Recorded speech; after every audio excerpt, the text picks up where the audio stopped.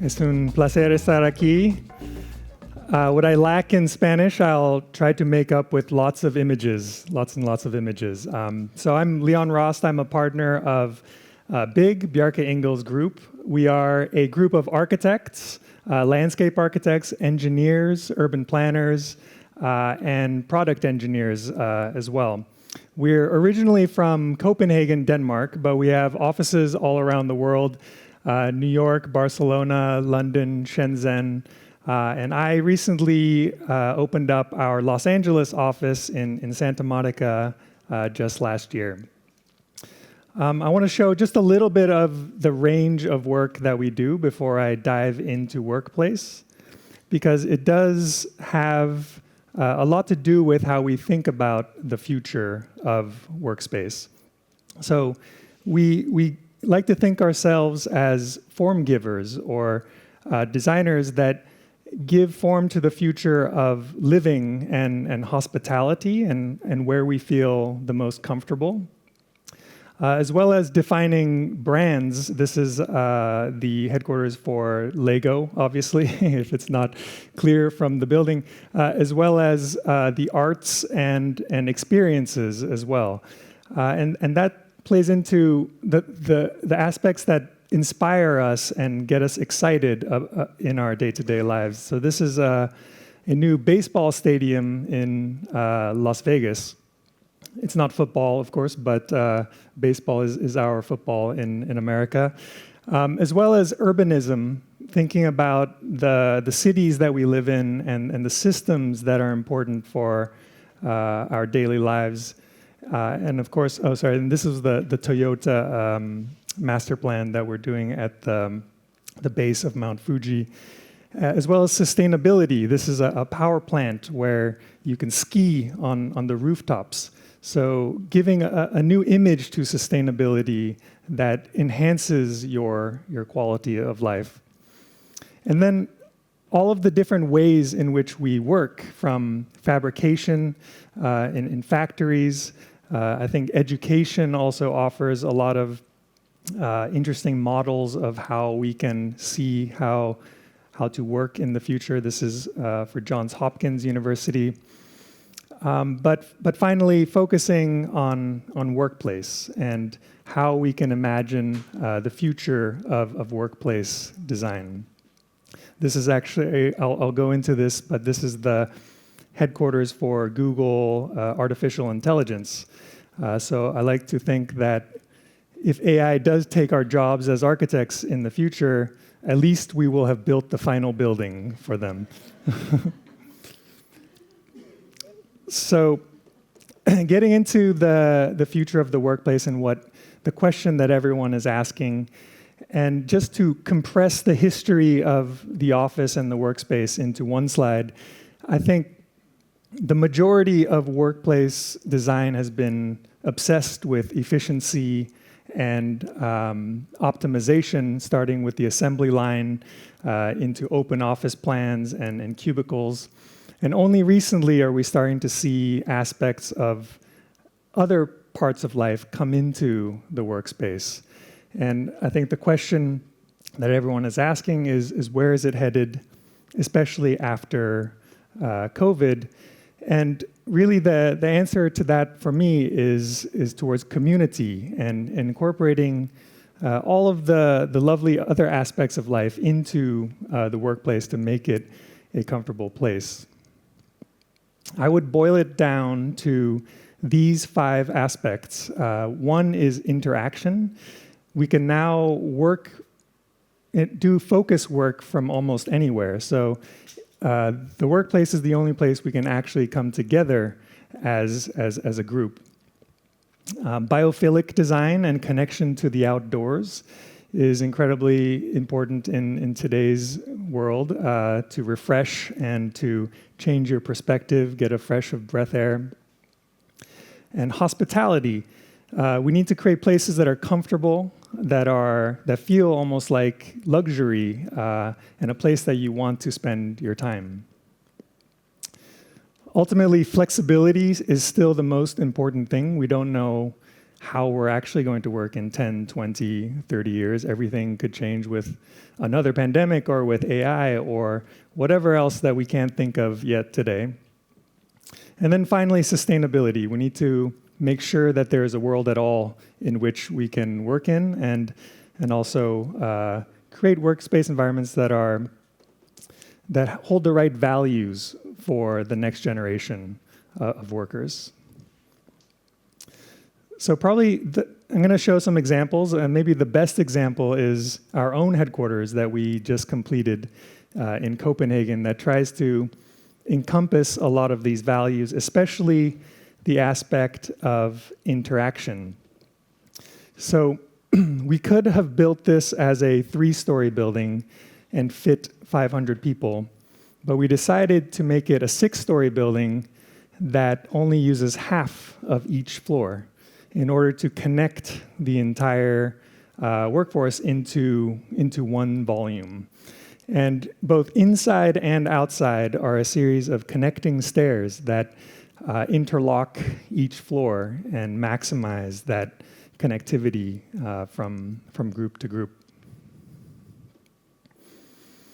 Architecturally, what's really cool about this is everything is structural. There's no extra finish on this. So these concrete beams are the facade.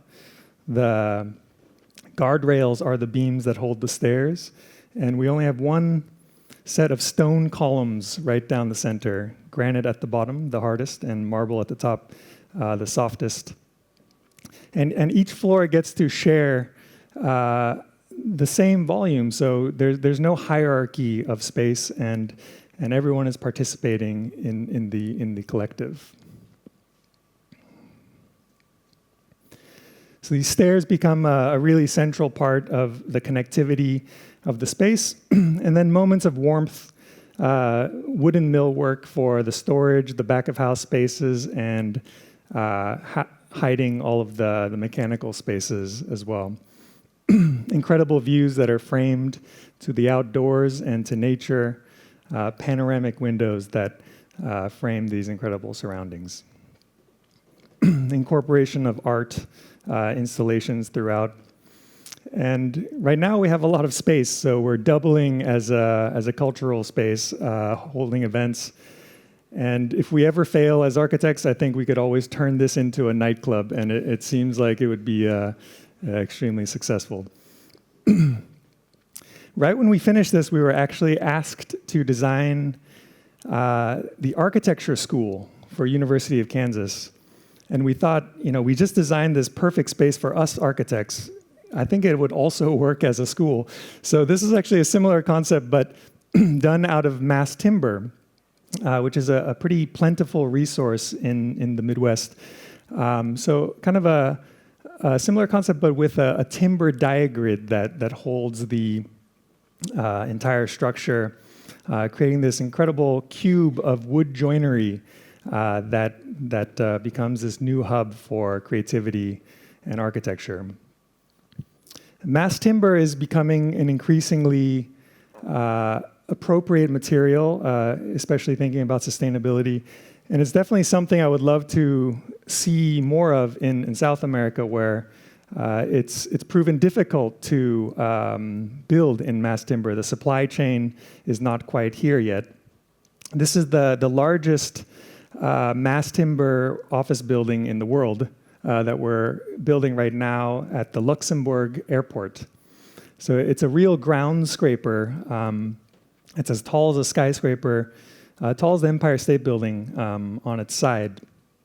Built almost entirely out of mass timber with CLT decks and glue lam columns. And it already provides, without doing anything, this incredible warm, hospitality-like environment on the inside. And it's actually a hybrid structure, so you should only use timber where it performs the best. And it doesn't do so well as bridges or as long spans. So you introduce metal, steel elements to handle the long spans, and the timber is just only doing the vertical work. the facade responds to the different orientations to maximize shading and daylighting. All in all, creating a very simple, rational, yet a workspace that almost feels, again, like hospitality or like a hotel. In New York City, I want to show some examples of how outdoor space can actually become a really integral part of the workspace. We just completed the Spiral right in Hudson Yards at the end of the High Line. So we like to say that we're bringing the High Line to the skyline, where each floor gets its own outdoor space, which is unheard of in Manhattan. Literally kind of working its way up as a vine all the way to the upper floors. So each floor gets these incredible views, obviously, from the inside, but one of the more breathtaking moments is out on these terraces where you get almost vertigo-inducing views of downtown. It's not for the people who are afraid of heights. And in Manhattan, we have to be a lot more efficient with the outdoor space. But in California, where we have a lot more space, we're able to exploit the climate and the use of outdoor spaces in a much better way. So we've done a series of buildings for Google. This is one typology that we've developed, which we call the hillsides, and it's the home. It will be the home for Google Cloud. And we've taken the landscape of the San Francisco Bay and brought it up onto the rooftops. There are two buildings that sit side by side that are similar but not exactly the same. You could say they're siblings but not twins. And each space is interconnected. The workspace is interconnected, cascading down towards the north to maximize that glare-free daylight. And each floor connects to the floor below it on one side and connects directly to the outdoors on the other side, creating these incredibly generous parks on the rooftop that you can do walking meetings or take a phone call. And you can actually bike to your desk in this building. One of the accomplishments that we were able to pull off. But of course, you can also take these shortcut stairs that take you more directly to your workspace. When you enter, you're met with these double height spaces with incredible daylight. And again, this ability to connect directly to the outside on one side. And if you were to go down to the other side, you would be able to look down onto your neighboring workspace. And these parks are so large that it's almost like you can get lost in them and forget that you're on top of a roof. On the south side, where we have more direct daylight, we put all of our social spaces there, like the cafes and fitness, and even the meeting rooms, centered around a shaded porch, as we call it. So lastly, I want to dive into more detail into one project in particular, what we call the Google Hangars, which is the home of the AI group. And if you've never been to Silicon Valley before, you might think that it's this kind of incredible Willy Wonka Disneyland of tech innovation. But the reality is most of it looks like this. It's actually just a lot of parking lots and old 80s buildings that are totally don't suit what's happening there today. One structure that is there that we found inspiring is an old hangar for a blimp at the Air Force Base just next door to the campus. And we started to think, can we create a workspace like this, a place that is not only just inspiring to work in, But maybe it's also really efficient in terms of capturing a large amount of area. And also, can we make it feel like you're actually working outdoors and make it feel as seamless as possible to connect to your neighbors? So we thought of that as the big picture, but we also had to really think about the individual team scale and how the company actually works together. And in this case, Google works in these small teams of 4, which are part of a larger team of 12, which are part of a larger team of 120, ultimately grouping up and scaling up to roughly 3,000 people. So this could be an Android or the Gemini group or cloud. Roughly, each division is a pretty large 3,000 people group. So we wanted to put everyone together, but of course you have all these meeting rooms and bathrooms and fitness and cafes. Now they're even doing haircuts and daycare and laundry. All of this stuff, we wanted to get out of the way because it's kind of a distraction to put it away so that the people can actually connect as closely as possible without anything blocking it. But of course, that's a lot of people to just put all together. You don't want it to feel like a giant convention center. So we broke it up into 120 people teams. So each neighborhood holds 120 people, separated by courtyards, and actually the center of the building steps up just by about a meter so that the people in the center have a vantage view over the rest of the building. And the courtyards become really important moments for biophilia and daylight, circulation to move up and down, but it's also where the columns sit for the entire canopy structure that comes down above it. And the canopy is designed to just let in the perfect amount of light and capture the rest for solar energy. So it's actually only a 2-story building, even though it's around 30 or 40 meters tall. And each floor has a function. The ground floor is more of a bustling social medina almost of interaction. And the upper floor is kind of ever flexible workspace. So we've completed 4 buildings of this typology. Zooming into one of them, this is kind of a small campus on its own. It's like a Pythagorean theorem of architecture with the small event space, a medium workspace, and then the main larger workspace, which would hold 2,500 people.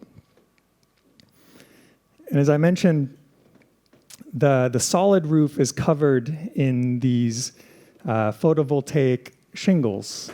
We call them dragon scales. We were designing this during Game of Thrones, so it was a lot of dragon imagery happening. But these are custom designed PVs that we've managed to turn into almost a metallic-like quality. It's a beautiful material in its own right, without having to kind of cover it up or hide them. So the PVs together with a geothermal array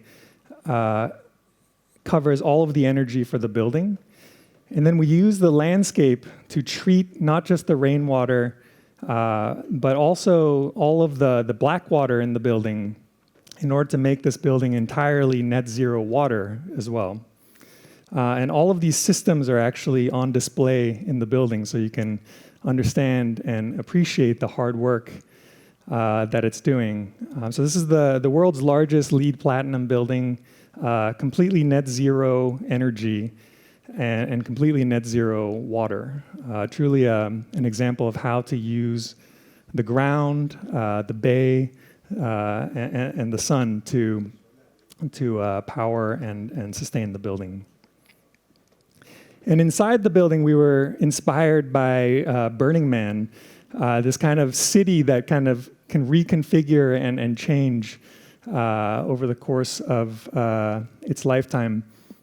So the entire floor plate can actually be disassembled and reassembled throughout the year, and each team can customize their spaces using these types of temporary partitions that we've designed that can break down in different scales and take different configurations to ultimately customize your space as you'd like.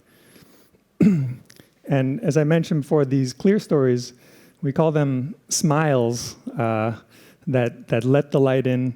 They only let in 5% of the light, which is all you need to have perfect glare-free gallery-like work environment inside the space.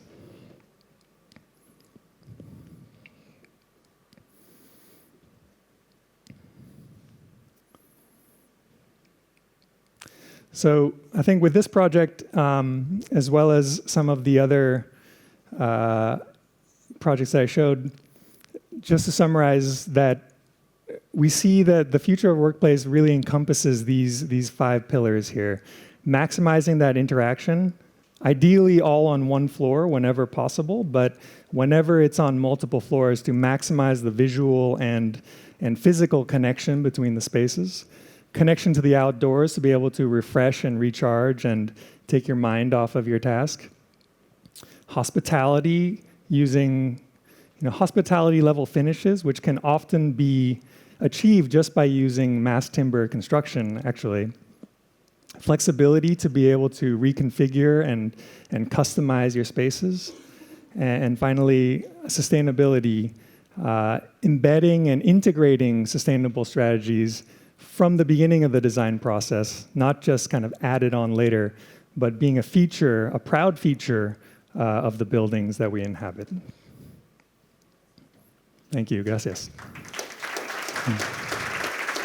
¿Tienen tiempo de hacer sus preguntas en Slido, como unos minutos ahora, y votamos? Miren que hay un montón. There are many questions. Okay. Y pueden votar a ver a la que les interesa más. Y si les pasó de no tener oportunidad de meterse en el Slido o que no les funcionó, porque vimos que hubo algunos problemitas, habilitamos alguna pregunta del auditorio. ¿Les parece? ¿Qué ganas de ir a Copenhague? Bueno, vamos por la primera. La leo I will read it in Spanish and then I will translate. Amazing, thank you. ¿Qué elementos de diseño pueden ayudar a reducir el estrés y mejorar el equilibrio general entre el trabajo, vida personal en los espacios de trabajo del futuro?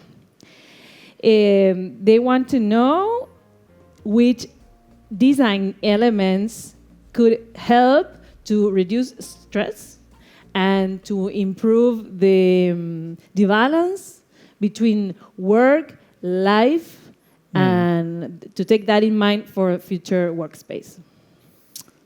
Yeah, so I would say that's maybe 2 out of the 5 pillars that I mentioned. One is really a connection to the outdoors. It's something that should not be downplayed, even if it's a small space, just to be able to step out for 1 second. I'm sure we've all experienced this kind of phenomenon where you're just stuck on something and you can't figure it out, and you step away just for 20 minutes and you come back and suddenly you see it differently. So, we see the way that work is happening and optimized to be able to focus and then recharge, focus and recharge multiple times throughout the day, at least 8 times throughout the day. You need to be able to recharge. And there's many different ways to do that, but one of those is just to simply be able to step outside, get some sun, feel the wind, hear some birds, and come back to your focused task. And that's not only like one tree or a little space, because here I think that maybe in our Latin American culture, the outside space is is planned to be the place where the people go to smoke. Yes. No? Smoking, I think so. So they are not nice. That can be inspiring for some people as well. Yeah, no, but yeah, I think maybe it's not healthy. Some separate areas for the smokers as well. So, the next question. ¿Qué papel cree que desempeñará la arquitectura en la reducción de la huella de carbono de los espacios de trabajo del futuro? So, what role do you think that architecture will have to reduce the CO Carbon, yeah. The carbon. Yes. And the huella, you know, Yeah. the carbon, in the future space the future workspace. Yes. I forgot how to say that. I forgot You how weren't to say ready that. for this. Thank you I'm for sorry. jumping in. So, I think, well, basically the only architectural material or structural material that's available to us today at scale in mass that can store carbon is timber. And South America has 20% of the world's forests. Of course, a lot of it is the Amazon, and we shouldn't touch it. But there's a lot of great climates for forestry and for developing timber. And as I mentioned, I found it quite challenging so far due to the lack of supply chain and experience in South America to build mass timber at a scale larger than 2 stories. I think in order to see big gains in this region, we need to see a greater interest and essentially a movement towards moving buildings towards mass timber. It's definitely something that is already taken off in the U.S. and in Northern America as well as Europe and Canada. And it's proving to be a viable, sustainable, resilient, economical way to build. It's not appropriate for all typologies, but for workspace, for residential, for a lot of shorter span buildings, it's a great material and a timeless material.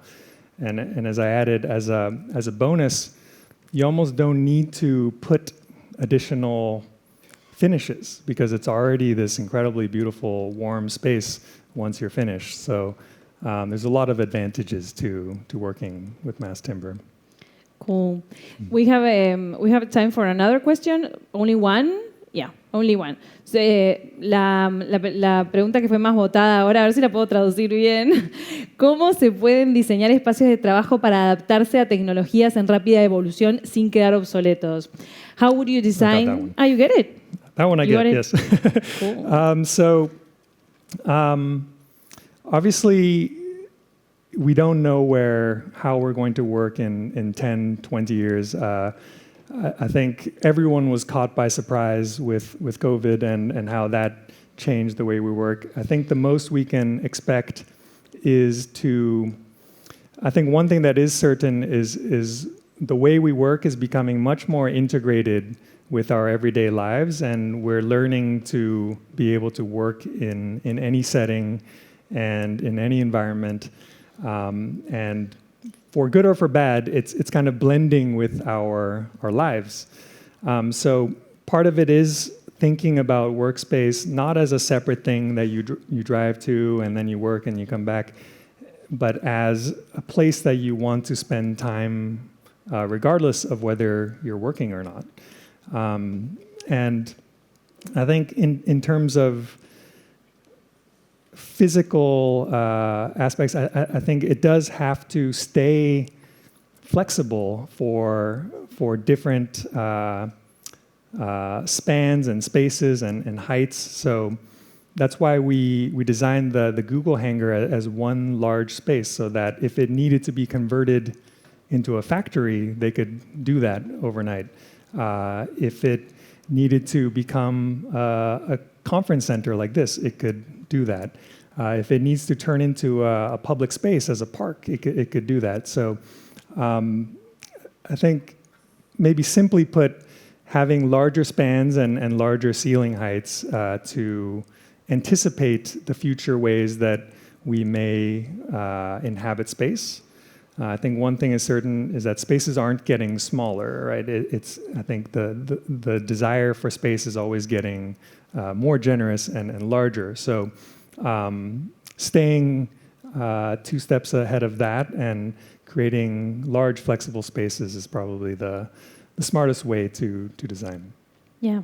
Well, thank you so much. The flexibility part is always very important to continue para adaptarse, to adapt to the future technology. Thank you. Thank you. Gracias.